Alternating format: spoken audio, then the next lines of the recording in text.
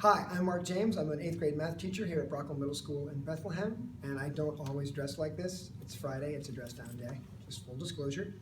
And I have been asked to talk a little bit about my experiences with professional conversations with my principals over the years and how that's led to reflective thinking on my part. I must say from the outset that I have worked with some amazingly strong principals over the years, especially most recently, the principal I currently work for as well as my previous principal in my previous position. Both of the relationships were based on a strong rapport, and I feel like that's a really important component to having good, safe, trusting conversations with between teachers and building principals, much as it is with students and teachers. I think there's a lot that applies in both contexts. What I really liked about both of those principals is their rapport with me and also their trust in me and their willingness to allow me to take risks in my instruction and improving. I know my most recent principal, Sam Verano from Souderton, used to like to say he would rather have me take a risk and fail at something, trying something new, than to stay in my comfort zone.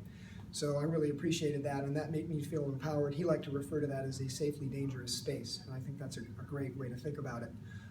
The other thing, when I think about the best conversations I've had, is they've not really been about specific granular content area things. They've been much more general in terms of strategies surrounding Danielson Domain 3B, discussion and question strategies, just general things about, what does success look like for students and how are we going to know. I like when principals have said, what would you like me to look for? What data would you like me to collect? Because that really forces me to be reflecting even before the lesson, if it's a pre-observation, about what success is going to look like. I feel like the new Danielson framework is an excellent framework for teachers to really be reflective and to grow. And I think the good conversations that happen both in the pre and the post observation conference, as well as just conversations in the hallway day to day, can be really powerful ways to get teachers to start thinking about their practice. And as I said, I think it's much like the quality of good question and discussion strategies that students and teachers have.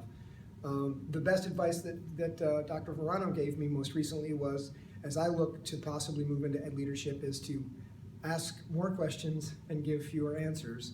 And that's a good policy for teachers, but I think also for principals. And the other one is a rule that I've used for years with my students, which is I try never to say something that I could get a student to say.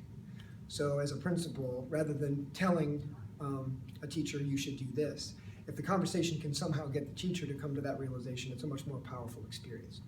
That's been my experience with that, and thanks for listening.